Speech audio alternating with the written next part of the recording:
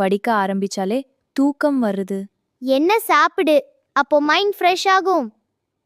என்டர்பிரனர்னு சொல்லு. அது இங்கிலீஷா இல்ல டங் ட்விஸ்டா? தினமும் கொஞ்சம் படிச்சா வாழ்க்கை மாறும். தினமும் ப்ரௌனி இருந்தா மூட் மாறும். லைப்ரரிக்கு வந்தாலே கால்மா இருக்கு. புக் ஸ்மெல்க்கும் ப்ரௌனி ஸ்மெல்க்கும் போட்டி இல்ல. அப்படியா?